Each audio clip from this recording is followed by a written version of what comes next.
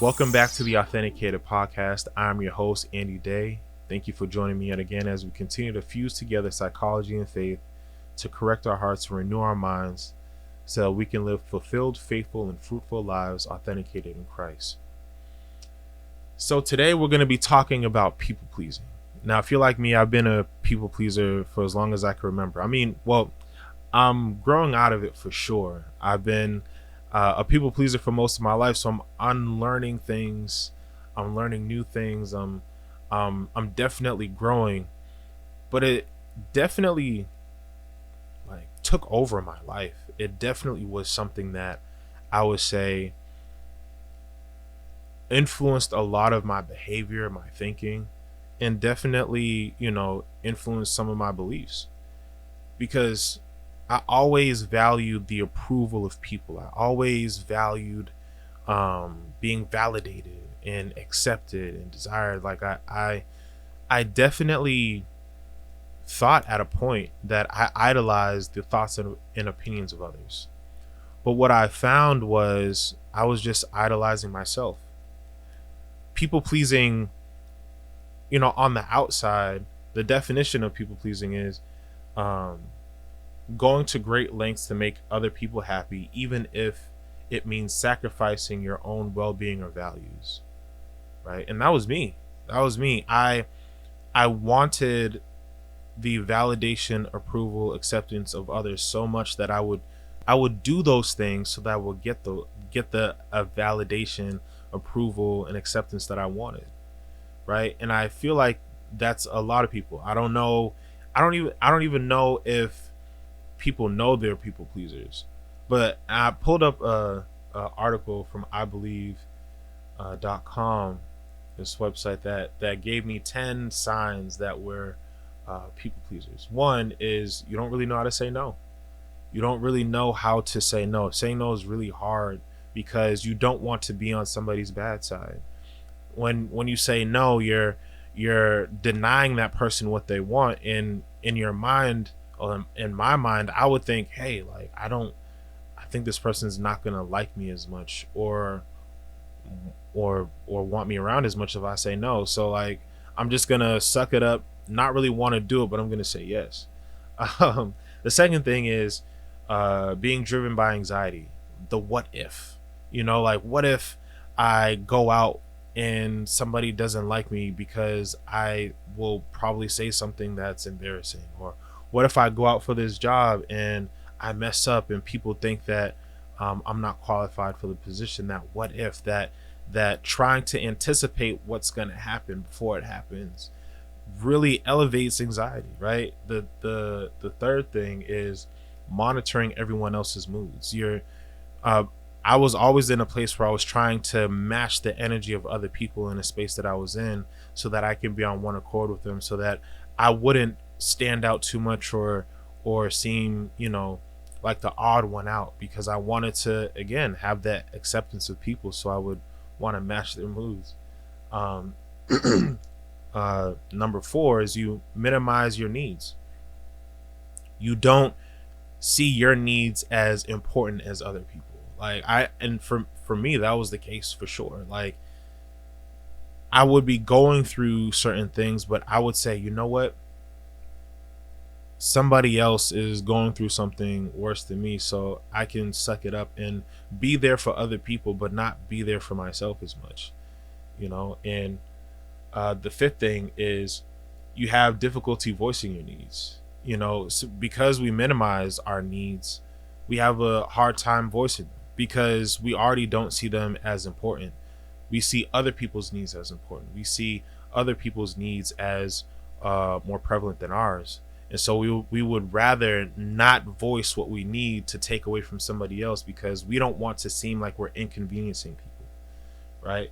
The sixth thing is you choose exhaustion over feeling guilty, right? You may not want to, there's certain times that I didn't want to do something, but I would say, you know what, I'm gonna do it because I want people to see me in a good light. I want to not be on anybody's bad side. I want to be needed. I want to be wanted.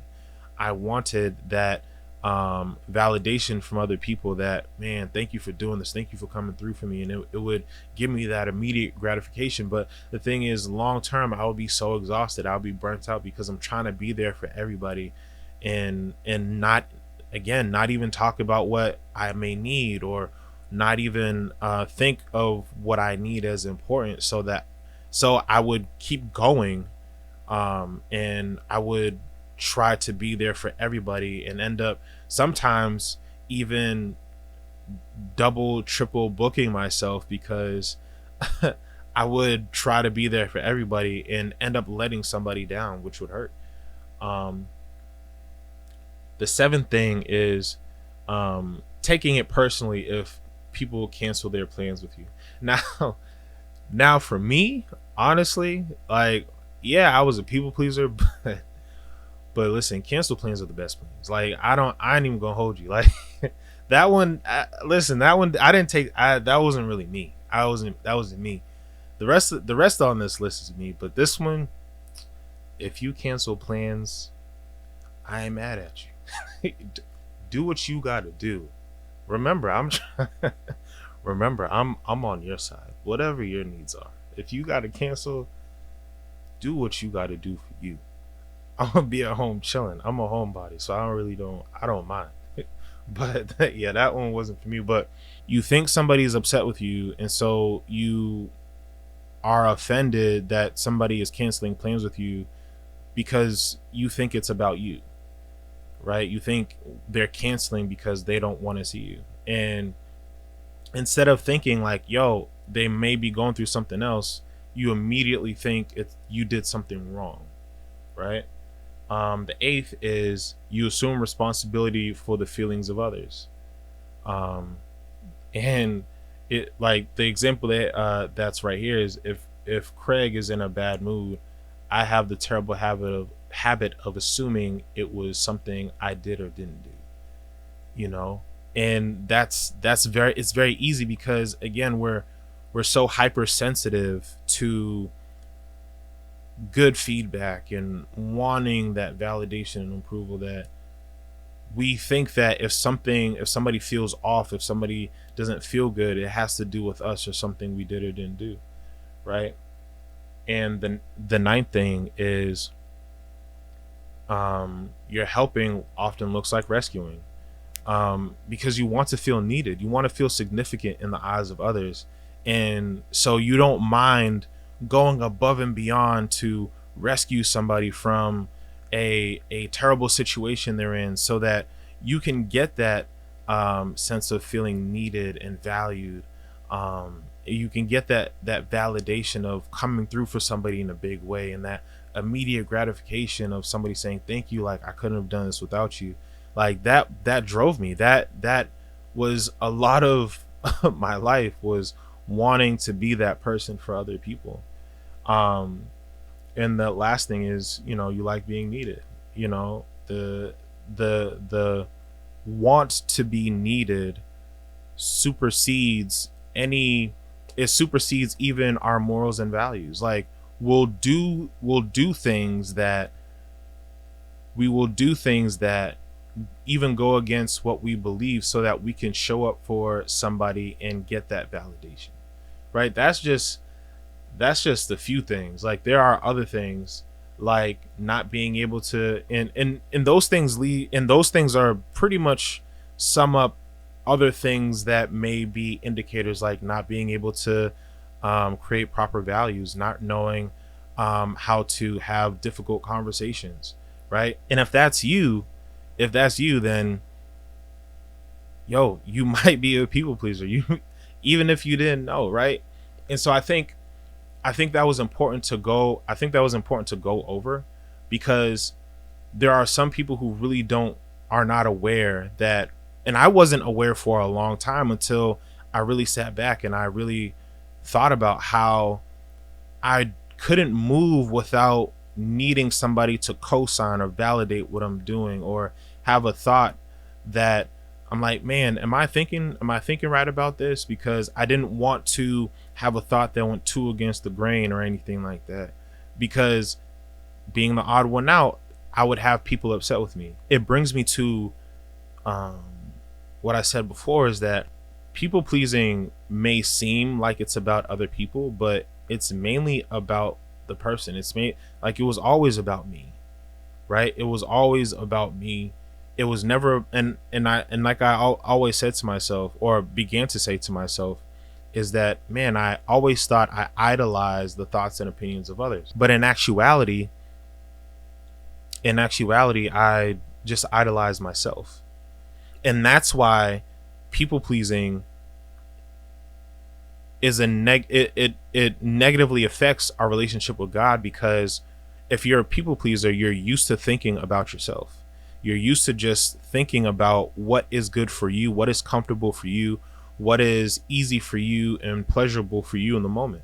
And if you are not, if you're not aware, if you don't discern that you are like this, you can go throughout your life with Christ and not know why you're so controlling, not know why you're still prideful, and why you continue to um look to people for uh validation and not look to God, why you look to people for acceptance and not look to God, why you can't make a move why you can't make a move without needing somebody there to co-sign what you're doing.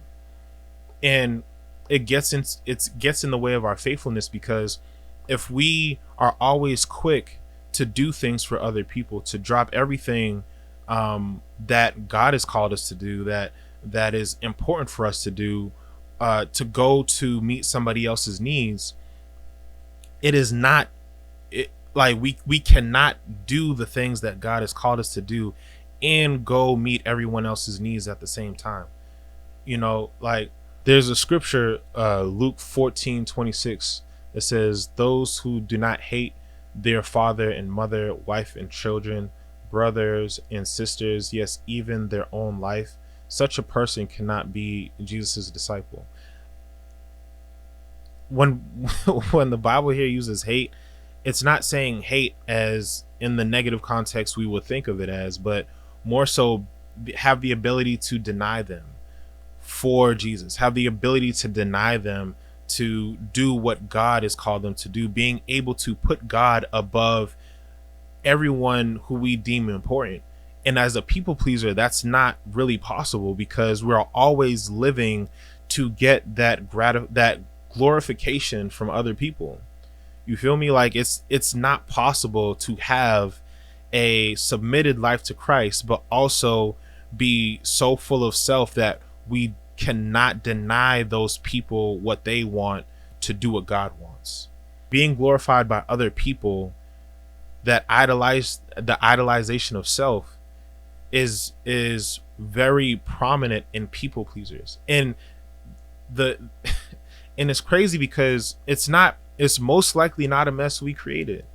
Like, people pleasers usually come from a household where there may be emotionally unavailable people that live there, right? And so being emotionally unavailable, it's like you want to, there's a love, there is a validation that you crave, and so you try to do what you can for those people that are emotionally unavailable to be able to get that love, attention, affection that you want. And so you grew up exercising that muscle of doing for others and not really thinking about yourself.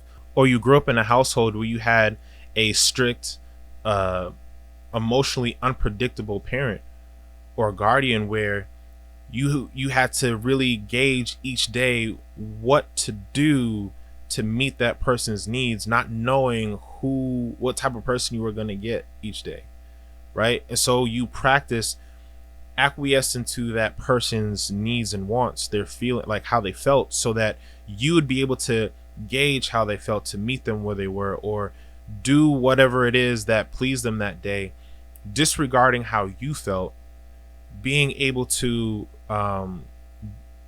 while trying to be able to get the validation and for the approval of that person, right?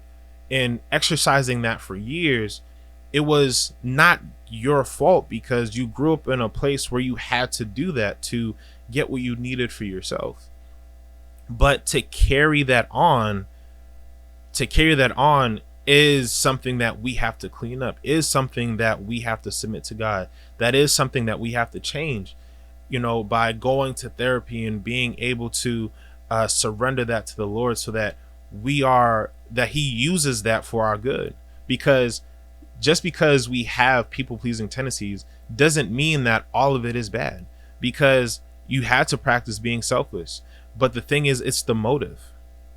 It's the motive that's the issue. You know what I'm saying? It's the motive that that differentiates something being pure and something being evil. If you've lived your life trying to please other people at the expense of your morals and values, the motive is it's all about you. If you're doing things to better people's lives, staying within your morals and values, staying within the parameters of your faith, and even in most times not really even getting anything from it, that's pure. You know what I'm saying? Because you're not sacrificing yourself to be able to meet the needs of somebody else, and you're able to actually do things from a place of faith. You're able to actually do things from a place of love and purity that you cannot do if you're trying to seek the validation and approval of other people. And the reason, and that's why it's hard for people who are people pleasers to have difficult conversations, to not go against the crowd. Like, I remember there'd be times where some of my friends would have issues they would bring up about the church, and they would be dogging the church, and I would just either not talk, or I would join them and say, yeah, like, like, I agree with you, like that sucks, but this is also something that I don't like, and yeah, like what I said probably wasn't wrong, but at the same time, the motive, like, what was I trying to do? What was I trying to accomplish? I wasn't saying anything to fix situations. I was only jumping into what was being said so that I can be on one accord with them. So I would be approved by them. I would be accepted by them, and we would be on the same page. And I would be somebody who would be a part of the group, right? And so that kind of heart cannot serve God, because it is so about self and living in self-preservation, controlling the elements in our lives that lead to pleasurable, easy, and comfortable outcomes. Being a people pleaser, you're going to acquiesce to the people in your lives, even if it means sacrificing your beliefs, your morals, your values, so that you can be accepted by them, right? And so God has called us to be living sacrifices. In Romans 12:1, it says, therefore I urge you, brothers and sisters, in view of God's mercy, to offer your bodies as a living sacrifice, holy and pleasing to God. This is your true and proper worship. Being a living sacrifice versus living in self-preservation are two different things. Because living in self-preservation, you're all about yourself. You're trying to keep that control, and people pleasing is mainly about control. And I think that's one of the major that causes a major problem. Not being able to let go of control. Not being able to make a move or express a thought without needing to control the outcome of whatever you do, so that you can control your perception. You can control how people view you, what people think about you. And that's what I realized after all these years. Like, yo, I have a control issue. I have a issue, and I I never thought that I did, because I'm like, I'm doing all these things for people. Like, why, why do people treat me the way they do? Like, I do all these things for people, and why don't people see that? And it's like, no, I'm not even doing it for them. I'm doing it so that I can receive the validation and the acceptance and the approval that I couldn't give myself, because I always suffer from low self-esteem. Like I said before, like, I didn't really believe in my voice. I didn't believe that I had what it took to be successful. I didn't think that, I was worth loving. You know what I'm saying? Like, I had so many issues with myself that it I needed to do things so that I can get that from other people, because I didn't really know, that didn't come from within me. And that's what, happens with other people pleasers, is that the need for validation, acceptance, and approval from others is so important, because it's hard to pull that from within ourselves. It's hard to look to God and say, and think of God as one who loves us, because we don't even see ourselves as lovable. We don't even see ourselves as likable, unless we're doing something to get it. Unless we see ourselves as useful in a situation. You feel me? Like, there's so many there's there's so many times where I would get compliments that I would, say thank you, but I wouldn't even truly believe it, because I didn't really believe things I don't really believe that I was what people said I was, in a positive light. But it felt good to get. But I'm like, when I went home, I didn't carry those compliments with me. I left them where they were, because I'm like, it's because of what I did that person's saying that. So I got to keep doing those things to get those same compliments, to get those same comments that I got before. You know what I'm saying? But God is calling us, out of people pleasing. God is calling us out of that, because we cannot serve God but also serve ourselves.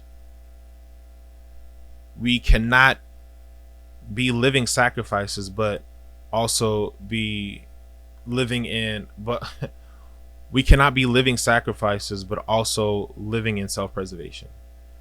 We cannot be controlling of our lives, but then say we believe that God works everything out for our good, or that God will sustain me, or that I believe that God will never leave me or forsake me, that God will lead me to where he wants me to be. If we're so in control of our lives, and we're trying to control how everyone sees us, and we're trying to control the influx of compliments and positive comments, because we don't even see that within ourselves. God is trying to call us into a surrenderance and submission to him, so that we can take on the identity that comes from being a believer, that comes from being one of his children.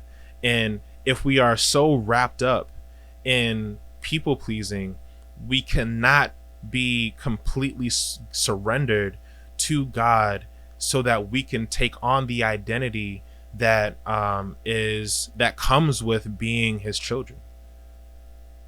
That can't happen. And so, if we're really serious about living fruitful, fulfilled, and faithful lives, one, we need to recognize that people pleasing is a sin. First, we need to recognize that we do these things, and most likely, what is most likely the case is we already know. But secondly, we need to, on top of recognizing that it is a sin, secondly, we need to actually have in front of us what a people pleaser is, what we do in people pleasing, but also what being Christ-like is, what being a living sacrifice means. Like, what is it that will um, differentiate people pleasing from being Christ-like? Differentiate living in self-preservation as opposed to being a living sacrifice. You feel me?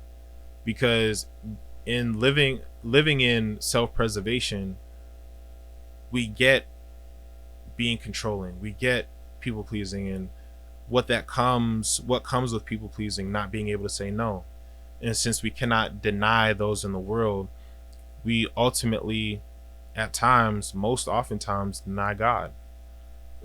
Because you cannot say yes. Like, when you say yes to somebody, you're saying no to somebody else, right? We can't have hard conversations. Like, in people pleasing, we can't have hard conversations. So when it comes to talking to somebody, who isn't a believer, it's going to be hard for us to bring up the gospel, because we don't want that person to think of us as a weirdo, or deny us, or think bad of us because of what we believe. There are so many things that come with people pleasing that take away from our relationship with God, that if not dealt with, we cannot live as children of God truly, because we're so wrapped up in how we're perceived, what people think of us, that we don't even have room for what God thinks of us. We don't even have room for how God perceives us, what God says about us. We have to sacrifice the belief system that comes with people pleasing so that we can take on the belief system that comes from serving God. And so, one, we have to recognize that people pleasing is a sin. Two, we have to make a list of what comes with people pleasing and what comes with being Christ-like. Three, we have to check our heart. We have to check our motives in what we do. And the reason why that list is important is because we can see our motives, we can see our heart behind what we do, because we have the and label it as, that was people pleasing. Yeah, that was people pleasing. I need to get out of that. Or I did this really out of faith. I did this really out of love. And it's easier to tell if you're doing something out of faith or you're doing something out of people pleasing by why you're doing it. Like, what did I have to give up to do this? And now, again, you may have to sacrifice time for yourself to do something good for somebody else. But if you are doing it so that you can be validated, rather than doing it because you're trying to help out somebody else who really needs it, who really can move forward in their lives, and you get no credit for it, or you get nothing from it, it's easier to say that you're doing it out of love than out of selfishness. You feel me? And so, and then lastly, I would say going to therapy. Going to therapy and allowing somebody to help you to navigate why you're people pleasing. Like, where did people pleasing come from? And how to overcome it by the help of a therapist. And then also pray to God to reveal your heart to you, so that you may be able to see what it is that you're doing that interferes with your relationship with him, that keeps you from being able to sacrifice your people pleasing nature to be able to take on the nature of being a child of God, being who he has called us to be, right? Believing in, because a lot of the time it's easier to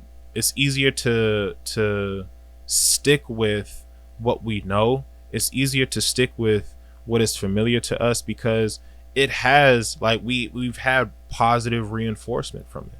We can continue to do things that aren't good for us because even in it not being good for us, we can still have positive rewards from it. Like we'll put up with the negativity of something if it gives us positive rewards that we value a lot. And that's why, the Bible says the heart is deceitful, because we it innately we want pleasurable outcomes. Innately we want things to be easy, and innately we want to be comfortable. Innately we want to control the elements in our lives so that we can have pleasurable, easy, and comfortable outcomes. That's what is innately in us. But Paul in Romans said he serves the law of God with his mind, but the law of sin with his flesh. And so we need to renew our minds and correct our hearts. And part of correcting our hearts is renewing our minds so that we could be transformed. And so we need to shed a light on our people pleasing ways. We need to have an understanding of what is people pleasing, or as opposed to what is being Christ-like. We need to have those two side by side so that we could then check our hearts and say, no, I'm doing that out of people pleasing, because on this side, that lines up. Or nope, being Christ-like. This is because this was fruitful. I was faithful in this. You know what I'm saying? I was doing this out of love and kindness. You know what I'm saying? And I have joy from being able to serve others, not so that I can get something, but because they were able to benefit from it. That's dope. Like having that, and then also being able to walk through this journey with a therapist, with somebody who can help you to navigate why you do what you do, so that you're able to have a better understanding, so that you're able to cast down any thoughts that come against the knowledge of God, so that you're able to battle in your mind what tries to keep you in that people-pleasing nature, so that you'll be able to overcome that which tries to keep you in that place. So I think that I think it's so imperative, man, because we want to be living sacrifices. We want to serve God with all of us. If we have the nature of idolizing ourselves, we are keeping God from being Lord of our lives. If we continue to people please, we are putting ourselves in a place that God should be, because we are idolizing ourselves instead of worshiping God through being the living sacrifice that we are called to be. I hope that you got something from this. I hope that this was edifying for you, a blessing for you. Please leave a comment, like, subscribe. Until next time.